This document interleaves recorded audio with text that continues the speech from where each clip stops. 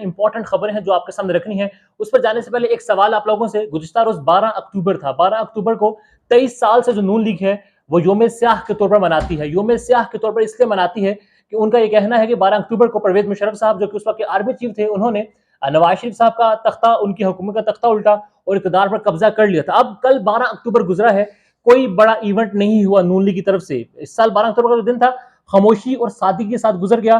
पहली मर्तबा 12 अक्टूबर को योम स्याह के तौर पर नहीं मनाया नून लीग ने।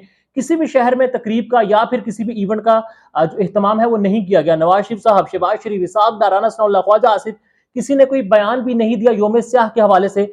वरन नवाज शरीफ साहब जो है वो तो बड़े ट्वीट्स करती थी, अब उनका ट्विटर भी कल खामोश रहा है। शायद भूल गई है कि 12 अक्टूबर को क्या हुआ था, या फिर अब जब वो हुकूमत में आने का इरादा रख रहे हैं, हुकूमत में आने की बात कर रहे हैं और जिनकी वजह से हुकूमत में आ रहे हैं गालिबन, तो कहा गया है कि पाइन जरा होला हाथ रखो, आपने अब कोई बात नहीं करनी। यही वजह भी हो सकती है कि 12 अक्टूबर को तो योम स्याह हर बार मनाया जाता है नून लीग की तरफ से, बाकायदा उनकी जमात के तौर पर पूरे मुल्क में कॉल दी जाती है, वो नहीं मनाई गई। आपको क्या वजह लगती है, उन्होंने क्यों कॉल नहीं दी? ये एक सवाल है जो मैं आपसे कर रहा हूँ, आपने इस सवाल का जवाब जरूर देना है। जुनैद सफ्दर साहब मरियम नवाज शरीफ साहिबा के साहिबजादे हैं। एक खबर आई, खबर पहले से थी मगर फिर तस्दीक हुई कल उनके अपने इंस्टाग्राम की स्टोरी से, जिसमें उन्होंने ये बताया कि हाँ जी, उनकी और उनकी जो अहलिया है आयशा साहब, जो कि सैफुर रहमान साहब, जो कि साबिक एहतसाब के जो ब्यूरो है नैब, उसके चेयरमैन भी थे, उनकी साहिबजादे से शादी हुई थी, उनकी आपस में डाइवोर्स हो चुकी है। लिखा क्या है जुनैद सफ्दर ने, वो सुन लीजिए। उसके बाद कुछ इंपॉर्टेंट ट्वीट मुझे आपके सामने रखना है कि इसके इंप्लीकेशंस क्या हो सकते हैं। News about my divorce is true, this is an entirely private matter and I request in the media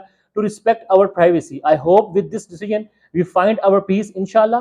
I will speak no further on this matter. I wish her all well. ये जुनैद सफ्दर साहब ने कहा है और फिर बाकायदा बात discussion शुरू हो गई। पहले तो जी कहा गया ये प्राइवेट मैटर है, इस पर डिस्कशन नहीं करनी, तो मुझे फिर आपके सामने शमा जुनैद साहिबा की एक ट्वीट रखनी है, जिन्होंने बड़ा शोर मचाया था इमरान खान के इद्दत वाले मामले पर और बड़ी उसको बढ़ा चढ़ा कर पेश किया, बड़ी तज़हीक की थी इमरान खान की। वो क्या लिखती है, दोहरा मयार चेक कीजिएगा। लिखती है जुनैद सफ्दर ने मीडिया से प्राइवेसी की दरख्वास्त की, लेकिन मीडिया दुनिया और जियो न्यूज समेत तलाक की खबरों को हेडलाइन बना रहा है। कुछ तो ख्याल कर लें किसी का, अब दे दी खबर, मत चलाएं दोबारा और बच्चों को अपनी जिंदगी जीने दें। अब इनको प्राइवेसी तब याद नहीं है जब इमरान खान की बात थी और जब चेयरमैन तहरीक इंसाफ के ऊपर इद्दत के हवाले से और बड़ी चीजें उन्होंने डिस्कशन की।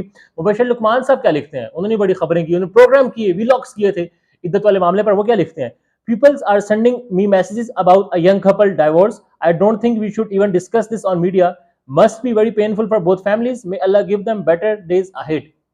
तब उनको ये बच्चे याद नहीं है। बहरहाल शाहीन से भाई साहब, बड़ा इंपॉर्टेंट ट्वीट है उनका, वो इसकी इंप्लीकेशंस का आगे क्या हो सकता है, इससे क्या होगा। और यहाँ ये बात भी जहन में रखिए, अगर शाहीन से भाई साहब की बात दुरुस्त मान ली जाए तो फिर इस वक्त इस खबर को रिलीज करना बड़ा इंपॉर्टेंट है और बड़ा मानी खेज है। शाहीन से भाई साहब लिखते क्या है, कतरी खत भी खतरे में, बच्चों की शादी या तलाक जाती मामला होता है। और ये खबर पिछले महीने आ गई थी मगर मैंने नहीं दी, बल्कि सैफ रहमान को मैसेज किया था कि तस्दीक करें, जो अब हो गई है। मैं शरीफ खानदान और सैफ खानदान में बड़ी दरार देख रहा हूं, क्योंकि इस तलाक को गैर जरूरी तौर पर सैफ खानदान ने हवा दी है। इसका सियासी मतलब है अब कतर नवाज शरीफ की सियासी पनाहगाह नहीं रहेगा।